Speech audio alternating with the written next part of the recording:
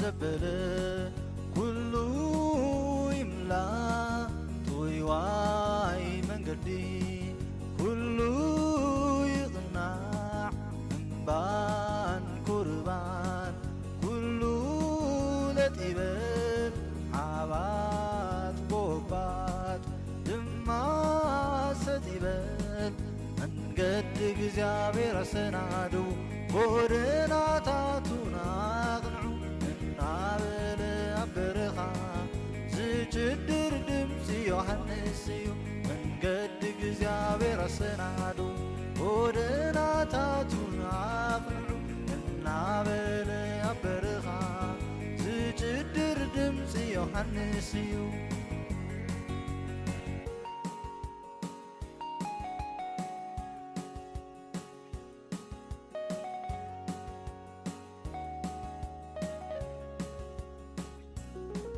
ንስሓ ዝበቅዕ ፍረ ግበሩ ኣብርሃም እዩ ኣቦና ኢልኩም ኣይትጠብሩ ከመይሲ እግዚኣብሔር ነቦኹም ኣብርሃም ካብዚኣ እማን እዚ ውሉድ የተስኣሉ መንገዲ እግዚኣብሔር ኣሰናዱ ጎደናታቱን ኣቕንዑ እናበለ ኣብ በረኻ ዝጭድር ድምፂ ዮሃንስ እዩ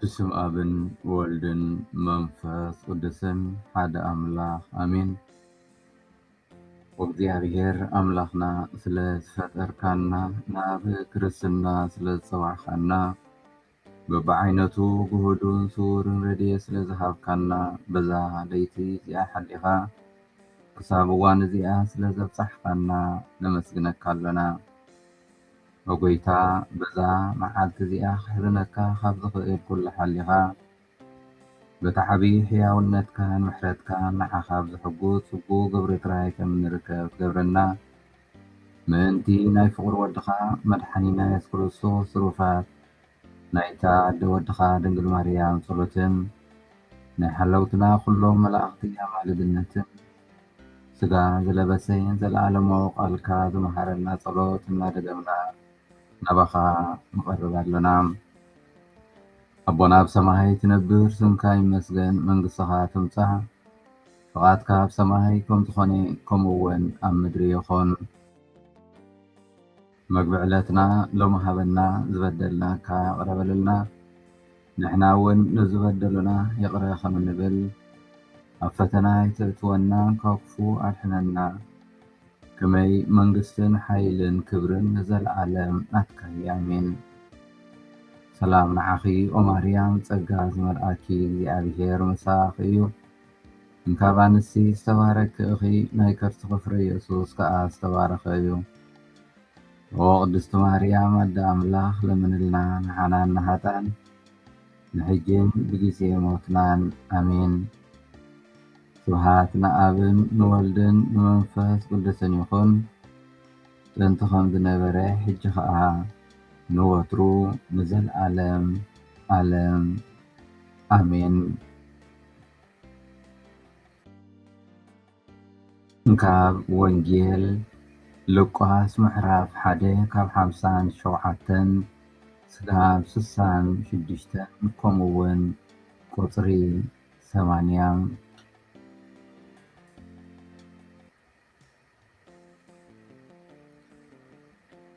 ኤልሳቤጥ እትወልደሉ እዋን በጽሐ ወልድውን ወለደት ገረባብታ ናዝማዳን ድማ እግዚኣብሔር ምሕረቱ ከም ዘዕብየላ ሰሚዖም ምስኣ ተሓጐሱ ኣብ ሻምነይቲ መዓልቲ ድማ ነቲ ሕፃን ክገዝርዎ ወፁ ብስም ኣቦኡ ከዓ ዘካርያስ ኢሎም ሰመይዎም ኣዲኡ ግና ኣይፋሉን ዮሃንስ ተባሂሉ እዩ ዝስምዕ ኢላ መለሰት ንሳቶም ከዓ ካብ ኣዝማትኪ በዚ ስም እዚ ዝፅዋዕ ሓደ እኳ የልውን በልዋ ነቦ ድማ መን እዩ ክሰምዮ ከም ዝመን ኢሉ ክሰምዮ ከም ዝደሊ እናመልከቱ ሓተትዎ።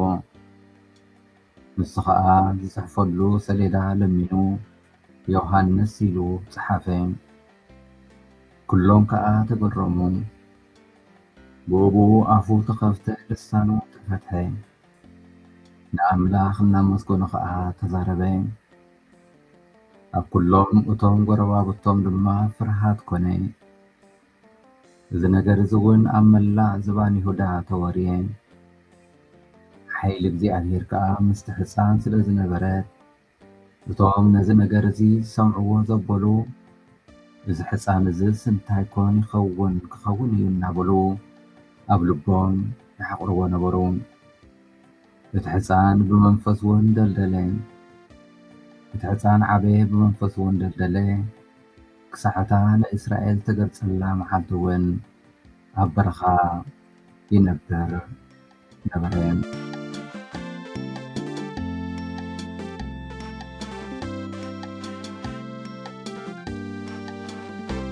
ዝኸበርኩም ኣሕዋትን ኣሓትን ሎሚ እምበኣር ልደት ቅዱስ ዮሃንስ ነብዕል መብዛሕትኡ ግዜ ማርክ ዝተባህለ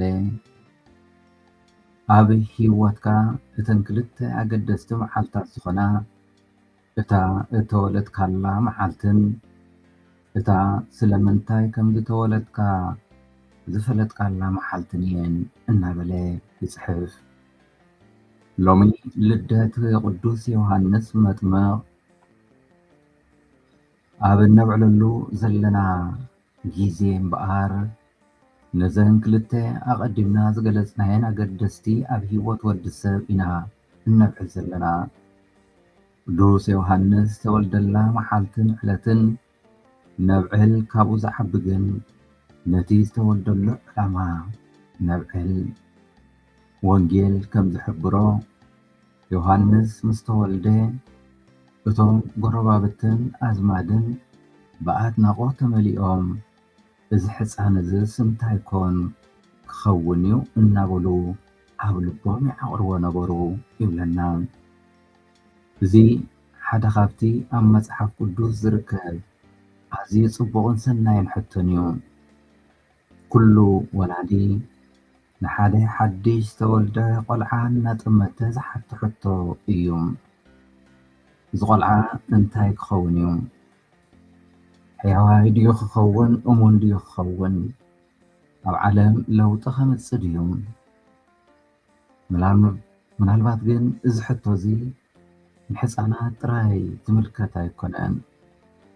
ምናልባት ኣምላኽ ሎሚ ብዛዕባ ነፍሲ ወከፍና ተመሳሳሊ ሕቶ ይሓትት ኣሎ። በታ ዝሃብክኹም ሂወት እንታይ ክትኮኑ ኢኹም?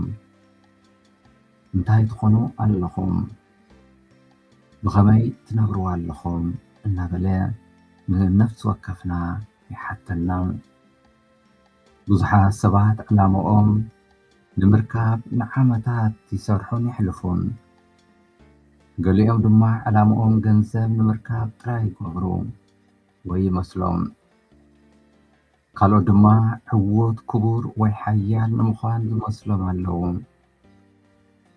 ድሕሪ ቁሩብ ግዜ ግን ዓወት ጥራይ ንልቢ ከም ዘይዕግብ ሰላም ከም ዘይሂቦም ይገንዘቡ። ገንዘብ ክህልወካ ይኽእል እዩ። ሃብቲ ክህልወካ ይኽእል እዩ። እንተኾነ እውጅ እውን ባዶነት ክስምዓካ እዩ። ኣብ ሂወት ዓወታት ክህልወካ ክትጭብጥ ትኽእል ኢኻ።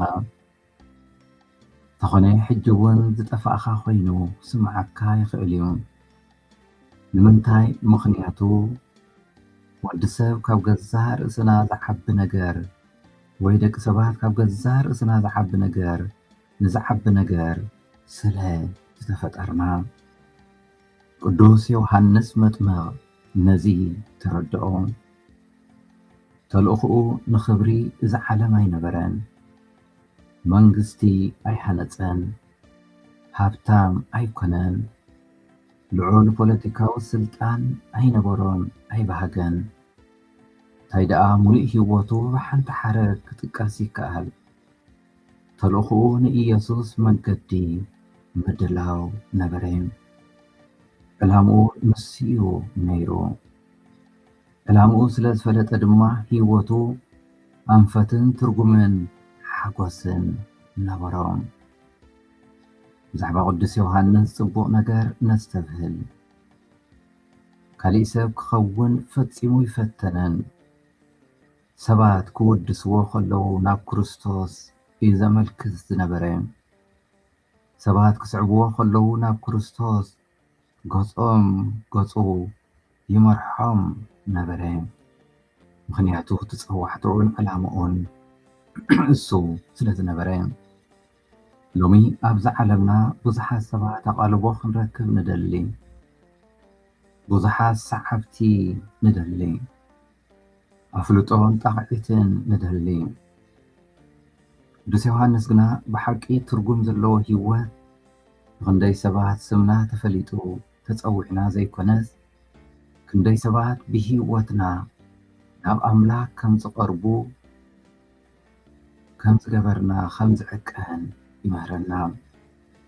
ስለዚ ናይ ነፍሲ ወከፍና ፀዋሕታ ከም ክርስቶሳውያን እምበኣር ንኣሕዋትና ናብ ክርስቶስ ንምቕራብ ኣሕዋትና ክርስቶስን ድሕነቱን ምስጢራቱን ዕንቆቱን ዕብየቱን ንኽፈልጡ ብህይወትናን ቃላትናን ክንነፍልጥ ክንሕግዞም ዝተፀዋሕና ኢና። ዝኸበርኩም ኣሕዋትን ሓትን ምናልባት መብዛሕትና ፍሉይ ዝኾነ ነገር ፈፂምና ኣይንገብርን ንኸውን። መብዛሕትና ኣስማትና ኣብ መፅሓፍቲ ዝተፃሕፈ ቅዱሳን ኣይኸውንን ይኸውን። መዓልታዊ ግን እግዚኣብሔር ተልእኾና ክንፍፅም ዕድላት ይሂበና። ተልእኾና ከዓ እቲ ኣብ ቅዱስ ዮሃንስ ዝነበረ ተልእኾ እዩ። ነቲ ካብ እግዚኣብሔር ኣምላኽ ዝተቐበልናዮ ፀጋ ንኣሕዋትና ምክፋል፣ ብትዕግስቲ ደቃ ብእምነት እትዕቢ ኣደ ንጎይታ መንገዲ ተዳሉ ኣላ። ብቕንዕና ዝሰርሕን ቅንዕና ዝመርሕን ኣቦ ንጎይታ መንገዲ የዳሉ። ንተምሃሮ ዘነቓቕሕ መምህር፣ ንሕሙማት ብርሕራሒ ዝሕክም ሓኪም፣ ንህዝቡ ብተኣማንነት ዘገልግል ኣቡን ወይ ካህን ኣብ ህይወቱ ኩሉ ብተኣዝዞ ወለዱን ንቤተ ክርስቲያኑን ዘገልግል መንእሰይ ኩሎም እዚኣቶም ንጎይታ መንገዲ የዳልዉ። ሓንቲ መምህር ኣብ ግዜ ጥሮታኣ ኣብ ህይወትኪ እቲ ዝዓበየ ዓወት እንታይ እዩ ዝብል ሕቶ ኣቕረቡላ። ሰባት ሽልማት ኣፍልጦ ወይ ዓወታት ክትጠቅስ ትፅቢት ይገብሩላ ነበሩ። ንሳ ግን ኣብ ክንድኡ ፍሽኽ ብምባል ሓሊፉ ሓደ ተምሃራይ ወይ ካብ ተምሃሮይ ነበር ናባይ መፂኡ ማማ ኣደ ወይ መምህር ብሰንኪ ናትኪ ምትብባዕ ኣብ ህይወተይ ተስፋ ይቆረፅኩን ይብለኒ። እዚ ንዓይ እኹል እዩ። ምክንያቱ እቲ ፀዋዕታይ ከም መምህር ንተምሃራይ ትብዓት ክህቦ፣ ብተስፋ ክጓዓዝ፣ ተስፋ ከይቆርፅ ንድሕሪት ከይምለስ ብሓቦ ንክጓዓዝ እዚ እዩ ተልእኾይ። እዚ ኣብ ተምሃሮይ ሰሪፁ ብተስፋ ክጓዓዙ፣ ብተስፋ ቆሪፆም ንድሕሪት ከይምለሱ፣ ብትብዓት ንቅድሚት ክጥምቱ ኣብ ዝበፅሕ ክበፅሑ ክርእዮም ከለኹ እሞ ነዚ ከዓ መፂኦም ብቃሎም ምስክርነቶም ክህቡኖም ከለዉ እዚ ንዓይ እኹል እዩ እናበለት ትምስክር። እዛ መምህርን ኣደን እዚኣ እምበኣር ፍልጢ ኮይና ኣይትፈልጥን። መብዛሕትኦም ካብ ከተማኣ ወፃኢ ዝነበሩ ሰባት ስማ ፈፂሞም ኣይፈልጥዋን ነይሮም። ስለምንታይ ከም ዝተወልደት ግን ትፈልጥ ነበረት። ንሱ ከዓ ህይወታ ንኻልኦት ኣምላኽ ዝደልዮም ኮይኖም ንኽርከቡ ንምሕጋዝ ተጠቀመትሉ። ቅዱስ ዮሃንስ መጥምቅ ከምኡ ዶ ኣይኮነን ዝነበረ ወይ ዝገበረ?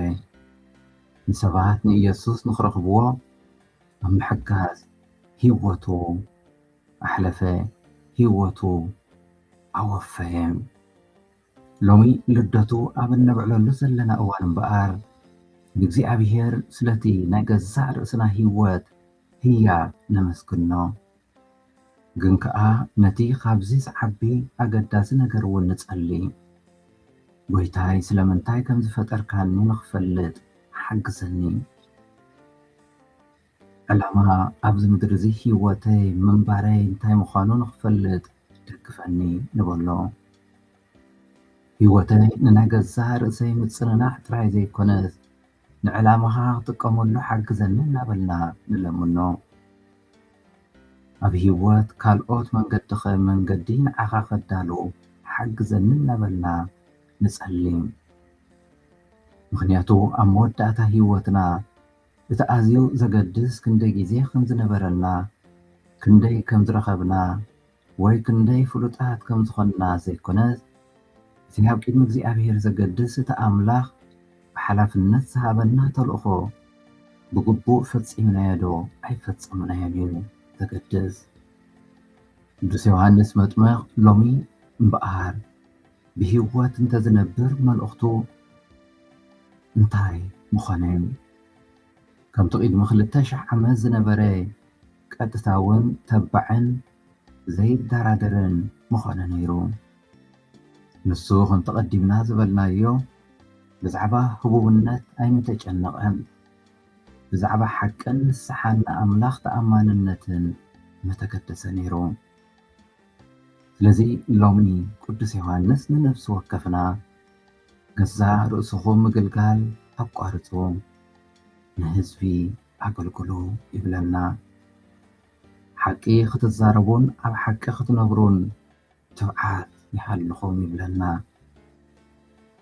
ንኣምላኽ ቦታ ሃብዎ ይብለና ንቅዱስ ዮሃንስ መጥምቕ ተሓድሶ ኩሉ ግዜ ብሓደ ተባዕ ውሳኔ እዩ ዝጅመር ስለዚ ንኽንሕደስ ንኽንልወጥ ተባዕ ተበግሶ ንግበር ንሱ ድማ ንገዛእ ርእስና ኣምላኽ ካብ ምግባር ወፂና ንኣምላኽ ኣምላክ ክኸውን ኣብ ህይወትና ንኽሰርሕ ኣብ ህይወትና ትዝግባእ ኣምልኾ ክንህቦ ገዛእ ርእስና ከይነምልኽ ክነፍቅድ እግዚኣብሔር ኣምላኽና በዚ ልደት ቅዱስ ዮሃንስ ኣብ እንዝክረሉ ዘለና ግዜ ንነፍሲ ወከፍና ይዕድመና ኣሎ ስለዚ እግዚኣብሔር ኣምላኽና ነዛ መዓልቲ እዚኣ ሎሚ እውን ሕጂ እውን ንዝሃበና እናመስገና ዝተረፈ መዓልትና ክባርከልናን ክቅድሰልናን ብኣማልድነት እምነና ቅድስት ድንግል ማርያም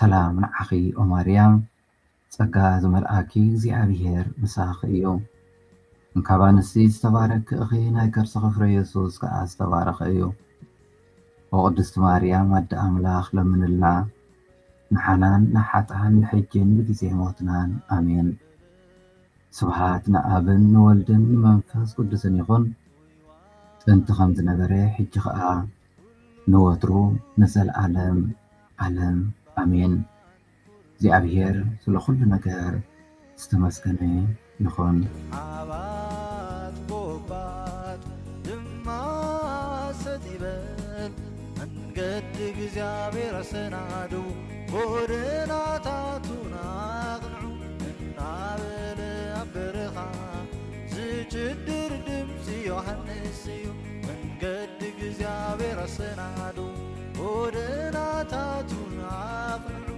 እናበለ ኣብ በረኻ ዝጭድር ድምፂ ዮሃንስ እዩ